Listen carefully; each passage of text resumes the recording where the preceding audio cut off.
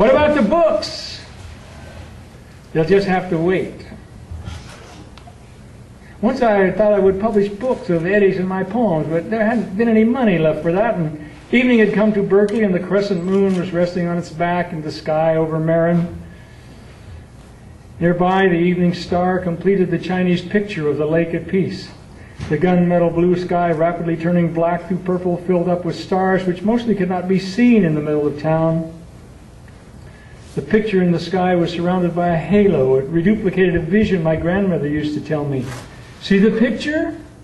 I said, pointing with my left hand facing north, at which Richard spun part way around and looked up in the sky where I was pointing. "That's the moon and the evening star," he said. "Well, I think it looks like a picture." "It does," he offered, "but I thought you were looking at a real picture." "It's real." "All right, but I thought you were talking about one with a frame." "No, just the arrangement of the moon and the stars. I think it means peace, and it is a sign for me to travel." "Whatever you say," he said indulgently. All this time we had stayed in the gravel-bottomed, uncompleted traffic island just over the spur of Dwight was the construction of what had been a people's park, spontaneously designated and fixed up only barely. There had been a little trailer on the construction crew parked alongside the street. Partway down on it was scrawled, "You don't really want to park, do you?" The last time I went down to Telly, I'd come by that trailer in a fit of indigenous righteous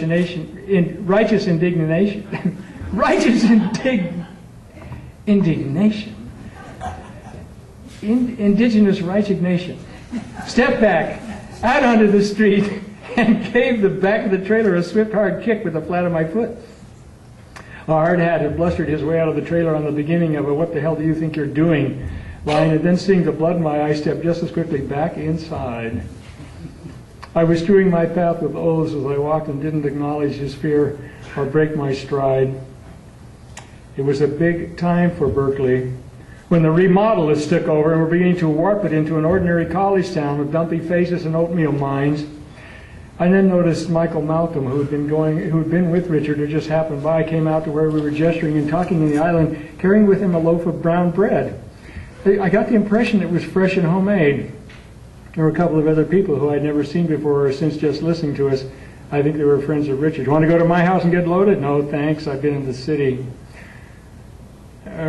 Bree, who published this, it's very, we're thinking about how to present the material to a live audience in Valga Krusa. It's like 450 pages of kind of nonstop blitz, and to read the whole thing it would take days and weeks, so I can just give hints, but Bree noticed something about both the volume 2, which is Laffing Water, and the Yellow Christ, which is first. This would be good stocking stuffers for those of you who have intelligent design people on your list.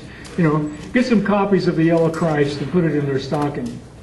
Okay. She noticed that both of these books end with food, and that's what happens. When you get starving poets, they wind up writing about food. Anyway, in brief, what happened was Richard and John and I were putting together a series of readings that culminated in this great reading in California in May of 1968. And here's a little bit more of how that all went about. Richard and I had decided to feature 3 poets of 12 reading each of Friday and Saturday nights, and to make one poster for each night. On Friday night was my bag to MC, and we had Andy Clausen, D.R. Wagner, and Pete Winslow heading up the college flower for Saturday night that Richard had put together, included the names of John Thompson, Pat Parker, and Douglas Blazik. Richard did a good job on the Friday night posters he had started from scratch. On the Saturday night one, he started with the collage Kepley had made and roughed it up fairly well, claiming how loaded he had been. The rascal Barb finally got one of a half dozen pieces I'd written trying to drum up interest in the readings published the very week the readings were on. It went like this. "It's now. Poets burn alter ego at the first Cosmep reading Thursday night at the Berkeley Arts Center. Worry if you missed it, but Friday and Saturday at 1:45 Dwinell on the UC campus at 7 p.m. You'll get another chance to hear John Thompson, apostle of the fuck, an unsung hero of the filthy speech movement, back when politics were fun, sing the bloody mantras of the hippie movement. Hare Krishna, and got any spare change?" Take John and C, all around good lay. And if you hadn't heard Andy Clausen, you're missing a great new poet, the body of which over 2,000 people claim to have hallucinated, completely exposed in a fountain to the south of here, whose line from extreme unction, "It's all about God and fucking," is one of the widest, very thin lines we've all crossed, hopefully. And more good sounds will be forthcoming from D.R. Wagner, the Runcible Spoon Man from Sacramento, who has one of the smallest 50 cc, count 'em, 50, bladders in captivity. And more than 20 others. It's all free. Come if you can. Go to Shakespeare's Bookstore 8 p.m. at Telly and Dwight on Sunday for the final reading of the Cosmet Trip. Open to the first 15 poets who sign up on the sheet. Everything that's not poetry is dangerous. Relax. Welcome off the political Thorazine. It's a fantasy told by a voting machine signifying a recount. Everything furthers, no blame. My Laffing Water. Well, I'd run across the beleaguered editor of the Barb in front of his establishment one day, and we discussed insomnia, his and mine. He had been reading Dostoevsky, so I laid a copy of the Litmus 9 on him and said, "Next time you can't sleep, read us."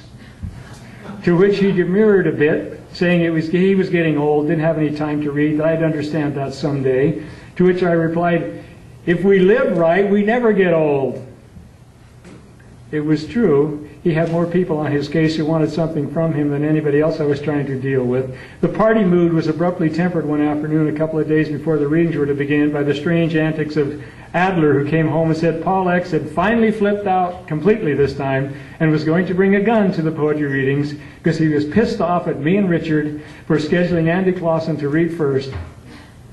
I thought I would just intercept this storm arising in the idiot compromise, so I got Paul's phone number from Harold and called him up to hear him out.